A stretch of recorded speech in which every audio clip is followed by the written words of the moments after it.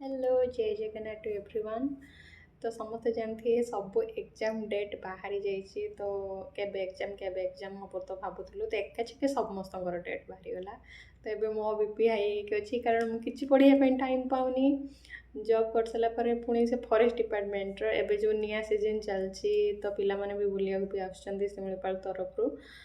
तो भाई पढ़िया को बिल्कुल टाइम मिलूनी। मुंड पागला हो आरआई मेन्स भी डेट बाहरी गला। OSSC सीजीएल भी बाहरी गला। फॉरेस्टर भी बाहरी गला। तो कहाँ पढ़ो कहाँ एग्जाम दब सेटा मु बिल्कुल भी जानी पारुनी। तो मुझे फास्ट भावुनी कि फॉरेस्टरटा मु बिल्कुल देविनी कारण मुझे लाइन के आसिक जानी सारे बहुत किसी माने माने ड्यूटी ड्यूटी माने बहुत टाइम माने ये हो जाए ना रही जाऊँगी माने जिते टाइम डका हो तो ड्यूटी टाइम बहुत ये हो जाऊँगी तो पढ़ाई टाइम मिलूनी। तो से कहनी फॉरेस्टर एग्जाम बिल्कुल भी देविनी। तो सीजीएलटा दबा तो सीजीएल पढ़ुनी मुझे आरआईटा मत लेट हम कोर्ट केस कौन ये लेट हम कि आरआई काढ़ीदेला। तो मुझे भावुँ आरआई प्रिपरेशन करमी कारण सीजीएल टू भल मो लगे आरआई कारण सीजीएल प्रिलिम्सटा टिके ठीक अच्छे मो लगे कि जो मेन्सटा अच्छे जीएस पार्टा मो जीएस वीक तो से मेन्स को जाकि कटिया अपेक्षा आरआई मेन्स प्रिपरेशन करता कारण आरआई जो सिलेबस अच्छे से मो ठीक ठाक अच्छे मोपाई केवल जीएसटा मुझे एथर ये करी ना अलग सब मोर ठीक अच्छे। तो से भाव आरआई कि भाविले कौन हम टाइम तो मिलूनी ना तो कौन करी तो भी जापानी टाइम मैनेजमेंट केमी करी कारण मुझे 4 दिन हम जो स्कूल छुआ मैंने सब आसते शिमिपाल तरफ डकाई तो 4 दिन मु बही मुह देखी पाइनी। तो से लगुच एवं तो किसी ना देखिया 4-5 घंटा पढ़िया भी मुस्किल। तो जो जॉब हो ना तो से 8-9 घंटा हो जाता तो एबे मुस्किल से 8-9 घंटा ये लगुला एबे तो टाइम ही मिलूनी कारण मु निजे रांधिकी खाइबा अलग सब मैनेजमेंट करिया तो एटा हुए नहीं मु रांधियार धुरंधर किसी आसे ना। तो मुझे खाली प्लान कर मासे खिचड़ी खाइमी तो देखिए कौन हो तो खटा घर ही नहीं आसी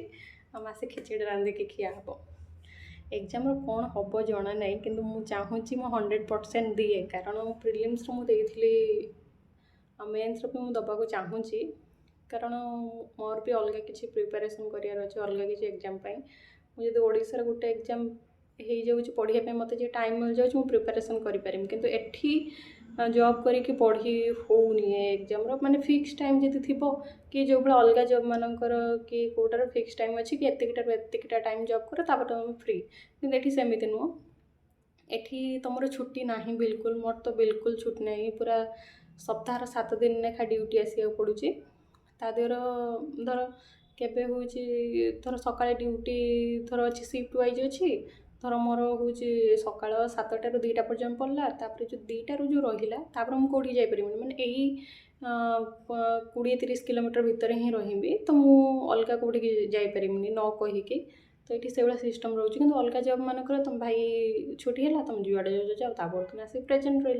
कि सेमती होनी आउ बहुत जन तो जो मैंने भितर अच्छा से जानी ना एग्जाम हम बोली मु खाली जहाँ टे बाहर को पलि आसी भाई साहब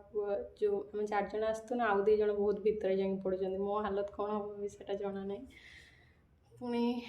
कौन तो मे आड़ को आसी समस्त हूँ जीवे हूँ ट्रेनिंग तो सेटा भी गोटे टेंशन तो सबुआड़ टेंशन आसिकी एथर मुंड उपर पड़ी तो कौ एग्जाम कौन हम जना नहीं मत OSSC सीजीएल बहुत पसंद किंतु मोर थी कि मेन्स में मुझे भलसे प्रिपेरेसन करी माने इमिति नुह कि जीएस को केबे पढ़ीमिनी तो मुझे अलग सबूर स्ट्रंग ये अच्छी जीएसटा मुझे स्टार्टिंग करुँची जीएस तो से कहनी हाँ से जीएसटा ये करिया किंतु ये जो 2टा एग्जाम एकाचके देदेला तो मो मुंड पागला हो गलानी। तो भाभी आरआई मेन्स ही देखी कारण सेटा ही मुझे ट्राए करी ग्रुप बी तो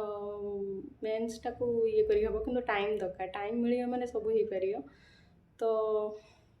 देखिए कौन हो बहुत दिन बहुत जन कमेंट करते कौन रिप्लाई भी दे पारनी कारण भितर गला नेटवर्क नहीं तो बाहर को आसला टाइम मिलूनी तो